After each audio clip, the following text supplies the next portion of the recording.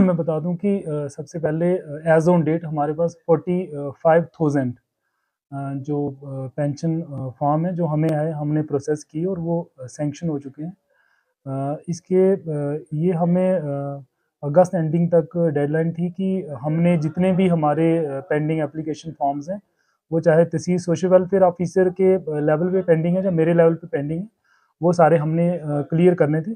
तो वो अल्टीमेटली हमने क्लियर किए। इसके बाद एक और हमारे पास एक बहुत बड़ा टास्क था, जो हमारे पास return for edit application form गए थे, उनको हमने वापस लाना था और उनके ऊपर जो उनकी डेफिशिएंसी वो पूरी करके उनको वापस से सैंक्शन करना था। और जो नहीं है एलिजिबल वो फॉर्म रिजेक्ट हुए। तो इसमें हमारे पास कोई 17,000 की पेडेंसी थी, जो हमने 2 अक्टूबर को क्लियर कर दी थी। हमने अपने पोर्टल पे ज़ीरो पेडेंसी जो कर दी थी। और अभी जो डे टू डे बेसिस पे जितने भी एप्लीकेशन फॉर्म आ रहे हैं, ऐसे तो under public service guarantee act हमारे लिए 30 दिन का टाइम है, लेकिन 1 और 2 दिनों में, बड़े से बड़े 2 दिनों में ये सारे सैंक्शन हो रहे हैं। उन लोगों को सैंक्शन लेटर वो डाउनलोड कर सकते हैं। इसके अलावा हमने ये जो पेंशन स्कीम है ये सैचुरेशन मोड पे लानी है।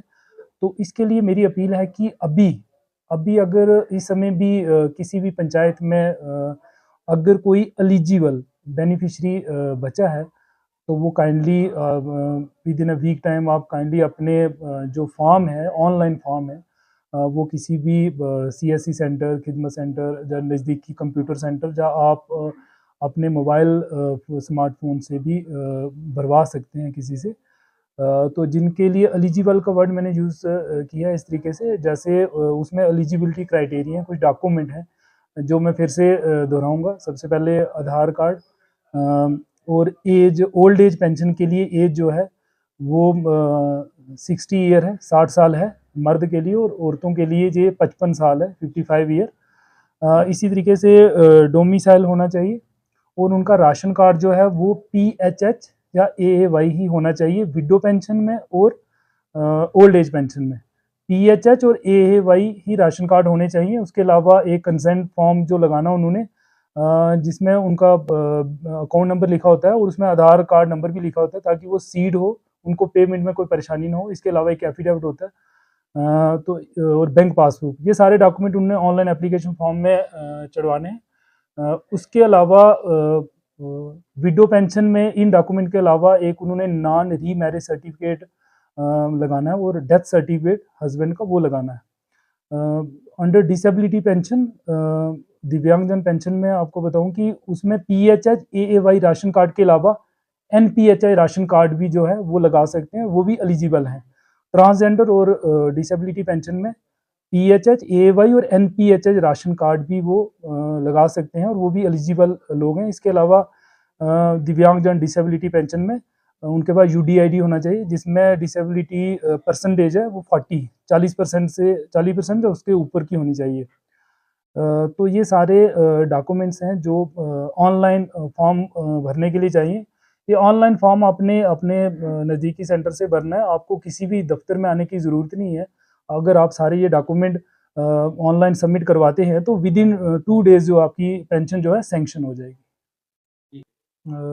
देखिए, इसमें हमने सैचुरेशन मोड पे इनको पेंशन को लाना है। 1 हफ्ते का टाइम हम इसलिए बोल रहे हैं कि ताकि उन लोगों की जल्द से जल्द जो पेंशन रह जाए। ये हमारी तरफ से एक टास्क है हमें, कि हम within a week time जितने भी लेफ्ट आउट बेनिफिशियरी वो सारे आइडेंटिफाई करके उनके फार्म भरा पाए। ऐसा कुछ नहीं है कि 1 हफ्ते के बाद कोई पोर्टल बंद हो जाएगा, वो लगातार वो फॉर्म भर सकते हैं। जैसे एज की बात है कि किसी की एज अभी 60 साल से 1 महीना कम है, तो वो नेक्स्ट मंथ में एलिजिबल होगा, तो वो नेक्स्ट मंथ भरेगा। डेफिनेटली जब भी वो एलिजिबल क्राइटेरिया में फॉल करेगा वो भरेगा। इस तरीके का कोई पोर्टल बंद नहीं होने जा रहा, लेकिन हमारी अपनी कोशिश है कि कोई भी एलिजिबल पेंशनर और बेनिफिशियरी जो किसी भी पंचायत में ना बचे, इसके लिए हम जो है ये अपील कर रहे हैं लोगों से कि आप वो जल्द से जल्द 7 दिन का मैंने इसलिए टाइम बोला कि मिनिमम 7 दिन तो मे बी उनको लगेंगे। इसलिए मैं उनके जो कोई डॉक्यूमेंट अगर रह गए हैं, तो हमारा डिपार्टमेंट हर तरह से उनकी हेल्प करेगा। अगर हमें कांटेक्ट कर सकते हैं, अगर उनको दिक्कत आ रही है कोई डॉक्यूमेंट अपना बनवाने में, जैसे डोमिसाइल सर्टिफिकेट है, तो हम कंसर्न अथॉरिटी को ये रिक्वेस्ट करेंगे ताकि उनके डोमिसाइल, अगर कोई डोमिसाइल का इश्यू है या राशन कार्ड का या किसी और डॉक्यूमेंट का इश्यू है, तो हम उनकी हैंड होल्डिंग और उनकी मदद करेंगे। इसके अलावा आपने जैसे पूछा कि ये बात हमारी कहाँ-कहाँ तक पहुँचेगी, तो मैं आपको बता दूँ, इससे पहले हमने एक मोबाइल वैन जो जिसमें प्री रिकॉर्डेड मैसेज था, वो हमने दूर-दराज तक पूरे डिस्ट्रिक्ट में घुमाई ताकि जो लोग इस सोशल मीडिया से नहीं जुड़े हैं, जहाँ जो लोग न्यूज़पेपर नहीं पढ़ते हैं, जहाँ हमारा कोई नोटिस वगैरह नहीं पढ़ सकते, जहाँ उनके पास ये मोबाइल फ़ोन की सुविधा नहीं है, उन तक हमारी बात पहुँचाने का हमने ये एक तरीका निकाला था कि एक मोबाइल वैन में हमने प्री रिकॉर्डेड मैसेज, वो हमने वैन जो है पूरी डिस्ट्रिक्ट में घुमाई थी ताकि सभी लोग ये इस चीज़ को सुन पाएँ और समझ पाएँ कि ऐसा उन्होंने करना है। और उसके अलावा हमने हर ब्लॉक लेवल पे हमने कैंप करवाए। उसके अलावा अभी भी हमारी जो ये कोशिश जारी है, हम पंचायत लेवल पे पहुँच रहे हैं अभी, और हर पंचायत में हमारी कोशिश है कि हम अगले 7 दिनों में हर पंचायत में पहुँचे और हर पंचायत में हम ढूँढें अगर कोई एलिजिबल बेनिफिशियरी, एलिजिबल जैसे मैंने आपको पहले बता दिया कि जिनके पास ये डॉक्यूमेंट्स हैं और वो इस कैटेगरी में फ़ॉल करते हैं, तो वो कोई ऐसा कोई रह तो नहीं गया। हमारी कोशिश रहेगी कि हमने 100% सैचुरेशन करनी है और हमने ये कोशिश करनी है कि हमारा कोई भी एलिजिबल बेनिफिशियरी पेंशन के मसले में पीछे ना रह जाए। इसलिए मैं सबसे अपील करता हूँ, जो लोग मुझे सुन पा रहे हैं और वो काइंडली दूसरों को भी बताएँ, ताकि हमारा कोई भी एलिजिबल बेनिफिशियरी जो है ना रहे पेंशन के बगैर, सबको पेंशन टाइमली सैंक्शन हो जाए और उनको जो माहाना पेंशन मिलती है वो उनके अकाउंट में आए ताकि उनकी लाइफ ईज़ी हो सके।